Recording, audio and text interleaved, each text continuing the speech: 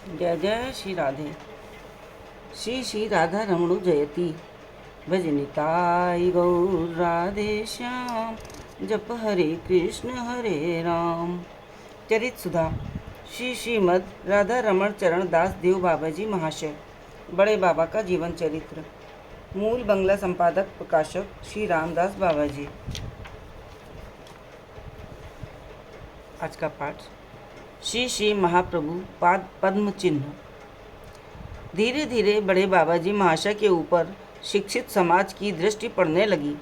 तत्कालीन स्थानीय मुंसिफ बाबू किशोरी Mohan Sen, deputy magistrate बाबू जगत चंद्र राय आदि कितने ही सम्मानित व्यक्ति उनकी ओर विशेष रूप से आकर्षित हुए। वे एक दिन भी उन्हें देखे बिना चैन से नहीं रह सकते थे।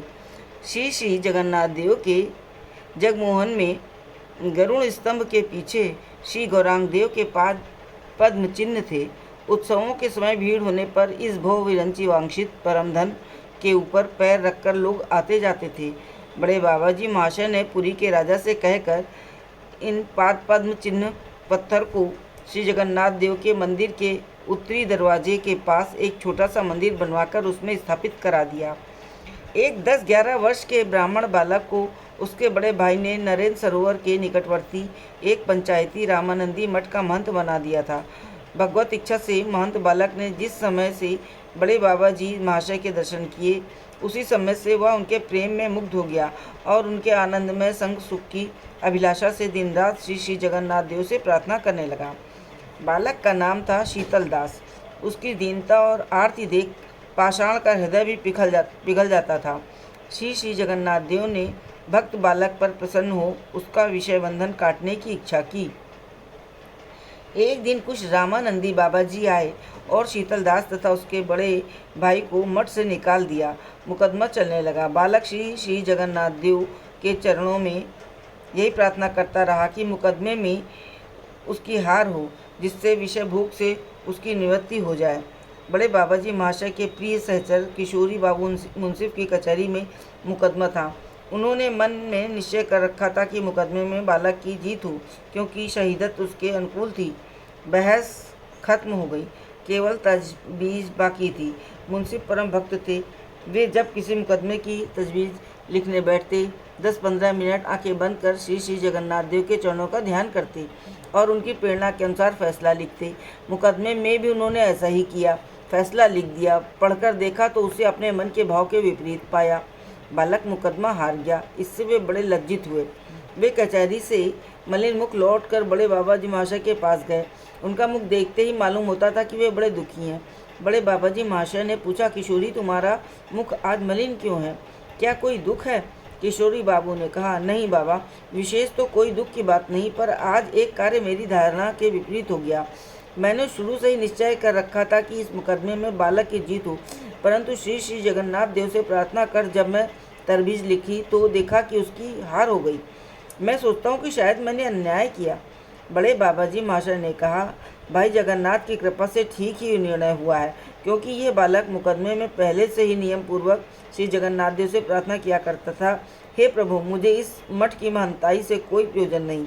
मैं चाहता हूँ कि निर्विघ्न और स्वच्छंद होकर इन बाबाजी लोगों के साथ रहूँ।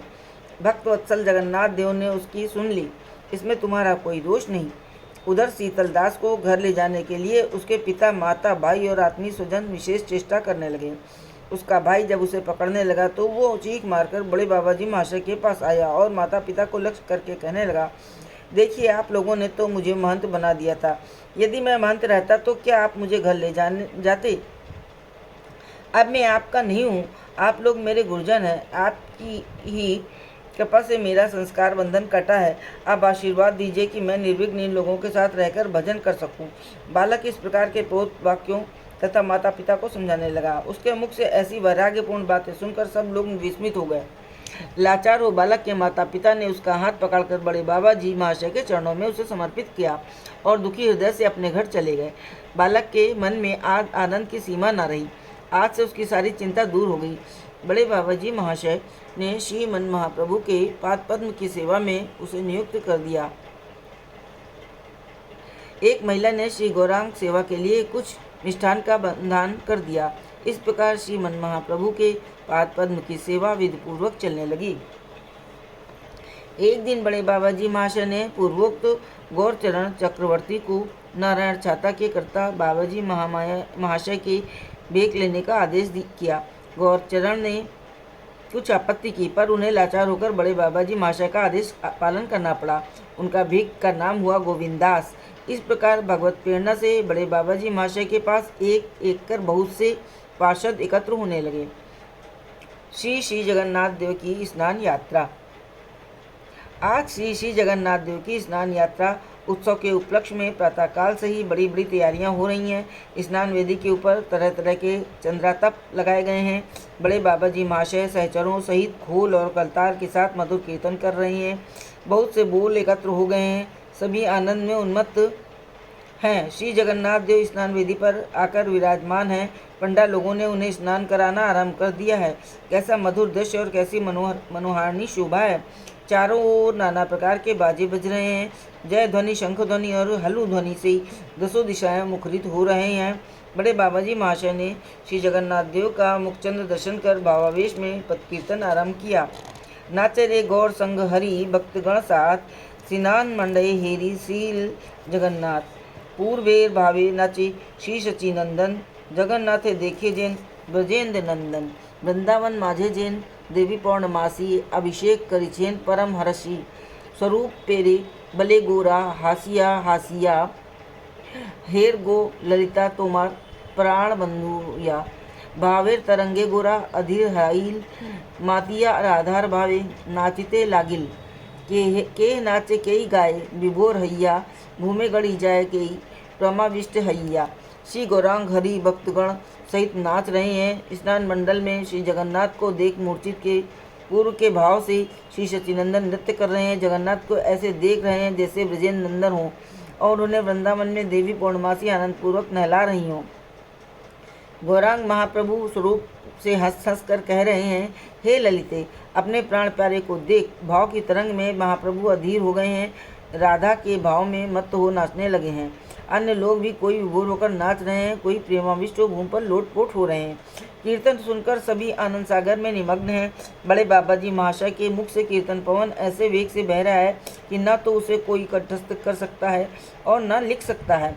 धीरे धीरे समय अधिक हो गया है। प्रेमानंद में सब सुदमुख हो बैठे हैं। सभी दादा के मुखापेक्षी हैं। श्री जगन्नाथ देव के मुखारविंद से के दर्शन कर बड़े बाबा जी महाशय की आंखों के जल से मुख और वक्षस्थल सिंचित हो रहा है।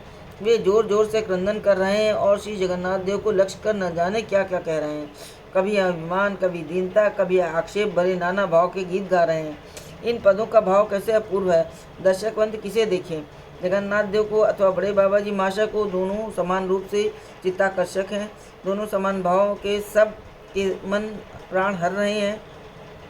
थोड़ी देर में भक्तों के आग्रह से कीर्तन समाप्त हुआ। महाप्रसाद आया और स्नान वेदी के ऊपर ही पंगत होने लगी। कैसा आनंद है हमारे आनंदन लीला में। प्रभु जब जो लीला करते हैं उसी में आनंद का स्रोत बहने लगता है। कोई किसी के मुख से प्रसाद दे रहा है, कोई किसी के मुख से निकाल कर खा रहा है। सभी वात्सल्य में मग्न है। चंचलता की पराकाष्ठा है। किसी के मन में किसी प्रकार का विकार नहीं है। पिता पुत्र एक साथ आनंद मना रहे हैं। जाति भेद का तो प्रश्न ही नहीं है। सभी के मन निर्विकार हैं। यथा समय जगन्नाथ देव ने श्री मंदिर में प्रवेश किया। आज से जगन्नाथ देव के मणि कोठे का द्वार बंद हो गया। दर्शन भी बंद हो गए हैं। इसी दर्शनाभाव का नाम है अनवसर। आलालनाथ यात्रा। श्री जगन्नाथ देव के अनवसर के समय सभी के मन खिन्न थे। सभी नीलाचल नाथ के विरह में दुखी थे। साधु वैष्णव ने व्याकुल हो श्रीधाम छोड़ अन्यत्र जाने का निश्चय किया। श्रीमन महाप्रभु इस समय आलालनाथ जाया करते थे। अतः भक्तवृंद ने भी इसी का अनुकरण किया। बहुत से लोगों ने एकत्र हो खोल करताल के साथ कीर्तन करते हुए आलालनाथ को प्रस्थान किया। इस कार्य के प्रधान समाधानकर्ता थे अर्जुन सांत्रा, क्योंकि उनका घर आलालनाथ जाने के रास्ते में था। उनकी हार्दिक इच्छा थी कि इन लोगों को शिवड़ी के महावीर जी के दर्शन करा और एक रात ही अपने घर पर आलालनाथ ले चलें। बड़े बाबा जी महाशय के सामने जब ये प्रस्ताव रखा गया तो वे सहमत हो गए। थोड़ा सा घूमकर शिवड़ी के महावीर जी के दर्शन करने गए। दर्शन कर उसी दिन अर्जुन शांतरा के घर पहुँचे। वहाँ कीर्तन आनंद में रात्रि व्यतीत हुई। दूसरे दिन सवेरे ही अलालनाथ को चल दिए। बड़े बाबा जी महाशय ने कीर्तन आरंभ किया। जगन्नाथेर आदर्शने गौरांग श्रीहरि चलिलेन आलालनाथ क्षेत्र परिहरि। भक्तगण सभे चले गौरांगेर संगे डूबिलेन गौरांग चांद भावे तरंगे। भावनिधि गौरार मने कत भाव उठे। कभू धीरे जाय कभू दुत्र गति छूटे।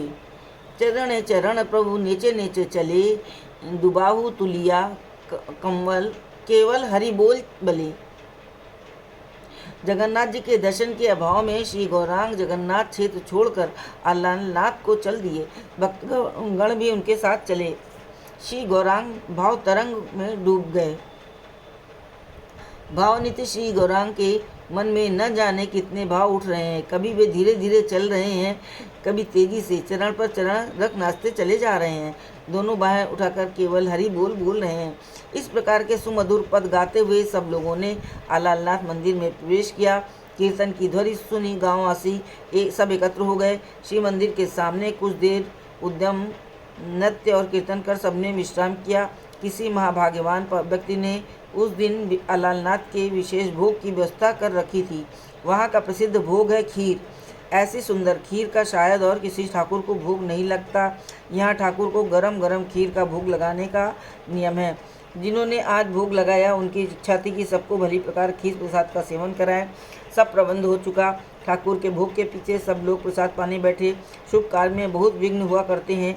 जैसी गरम गरम खीर का ठाकुर को भोग लगाया गया, वैसी ही भोग गरम गरम भक्तों की पतलों पर परोसी गई। ये बात मानो इंद्रदेव सहन न कर सके। भारी वर्षा होने लगी। वैष्णवगण पतलों पर छतरी लगा गरम गरम खीर पाने लगे।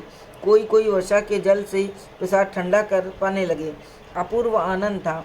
ऊपर और नीचे जल ही जल हो रहा था। वैष्णवगण परमानंद पूर्वक प्रसाद पा रहे थे और मुख से गौर हरि बोल रहे थे कि ध्वनि करते जा रहे थे। जैसे जैसे महाप्रसाद पाकर लोग प्रेमानंद में नृत्य करने लगे, जैसे तैसे महाप्रसाद पाकर लोग प्रेमानंद में नृत्य करने लगे। जो भीगने के डर से ठाकुर के जगमोहन आदि स्थानों में चले गए थे, वे भी उस अतुल आनंद स्रोत में बहकर नीचे आ गए और नृत्य कीर्तन आनंद में भाग लेने लगे। सभी एक रस में मग्न थे। वर्षा बंद हो गई। ठाकुर के आंगन में कीच हो गई, पर वो थोड़ी देर में पैरों से पुछ कर साफ हो गई। कीर्तन में थके हुए वैष्णवों के शरीर से पसीना बहने लगा। सूखे हुए कपड़े फिर से भीग गए। अब सबके मुख से केवल एक ही शब्द निकल रहा था, गौर हरि बोल। किसी को देह अनुसंधान नहीं था। संध्या होने पर एक भक्त ने आकर कहा, आरती हबे चलंतु दर्शन करीबा हेबे। प्रेमोन्मत्त वैष्णव ने भक्ति की भाषा को पूरा नहीं समझा, केवल इतना ही समझा कि आरती होगी। वे लोग उस समय जिस अवस्था में थे उसी में ठाकुर के सम्मुख जाकर खड़े हो गए।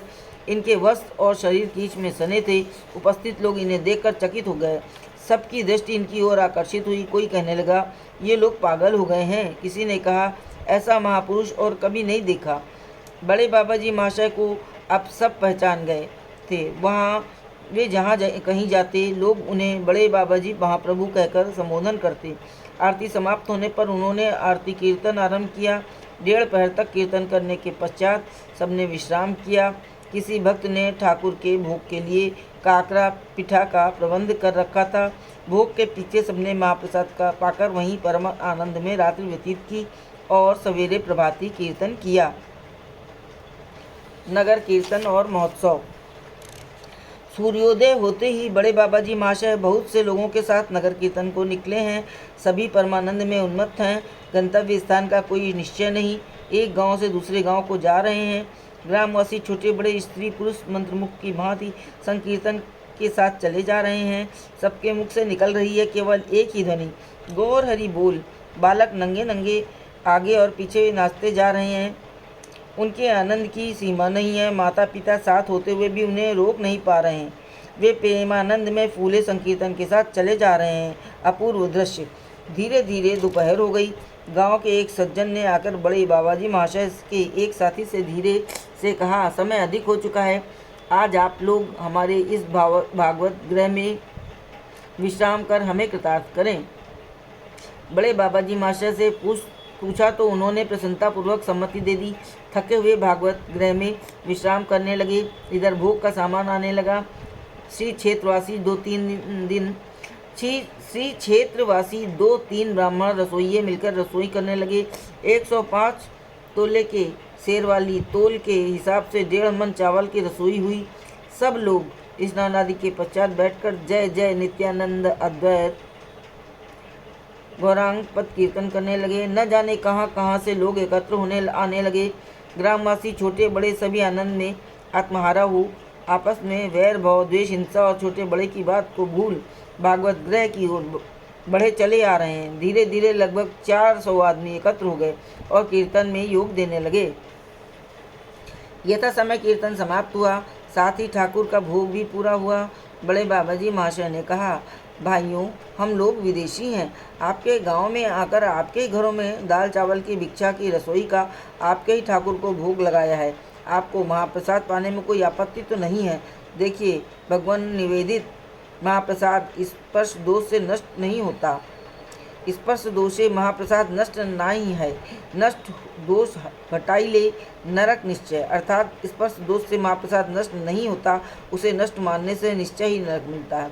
शास्त्र में ये भी कहा है, शुष्कम पर्युषितम वापि नीतम व दूरदेशतः प्राप्त मात्रेण भोक्तव्यम नात्र काल विचारणा। महाप्रसाद शुष्क हो अथवा बासी अथवा दूर से लाया गया हो, प्राप्त होते ही पा लेना कर्तव्य है। इसमें समय का भी विचार नहीं करना चाहिए।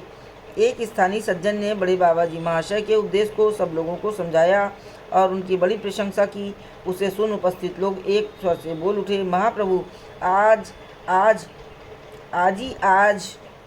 मानसकर भाग्य थिला जे यही देशेर आपन आसी विजय कले आपन अस्कर प्रसाद पाइले आजेर तरी जीवा। तब बड़े बाबा जी महाशय ने सबको एक साथ एक पंगत में बैठने का आदेश किया। किसी ने आपत्ति की, आप नहीं बैठेंगे तो हम भी नहीं बैठेंगे, परंतु ये आपत्ति न चली। उन्होंने हाथ पकड़ कर और अनुनय विनय कर सबको बिठा दिया। फिर रसोइयों से कहा, देखो भाई, कोई चिंता न करना, हृदय खोल कर परोसना। गरम दयाल निताई चांद कोई अभाव न होने देंगे। परम दयाल निताई चांद कोई अभाव न होने देंगे। सबसे हरि बोल कहकर जय ध्वनि करवाई। आश्चर्य की बात, सबने खूब पेट भर महाप्रसाद पाया। उसके बाद प्रायः 100 स्त्रियां आ पहुंची, उनको भी प्रसाद दिया गया। अंत में परिवेशक और बड़े बाबा जी महाशय प्रसाद पाने बैठे। उस समय 1 पहर रात्रि बीत चुकी थी। इस महोत्सव को देख सब चकित रह गए और आपस में कानाकानी करने लगे। देख, कितने चाउल रांधी, कितने लोग खुआइले। ए बाबाजी महाप्रभु सामान्य नुहे, निश्चय ये जने महापुरुष। वो रात्रि उस गांव में ही बीती। दूसरे दिन प्रातःकाल सब लोग कीर्तन करते करते चल दिए। गंतव्य स्थान का कुछ निश्चय नहीं, किधर जा रहे हैं कुछ पता नहीं। एक गांव के बाद दूसरे गांव को कीर्तन आनंद में बहाते हुए 5-6 दिन इस प्रकार भ्रमण करते रहे। फिर श्री क्षेत्र लौटने की बात याद आई। श्री क्षेत्र की याद आते ही बड़े बाबा जी महाशय ने बलराम बाबू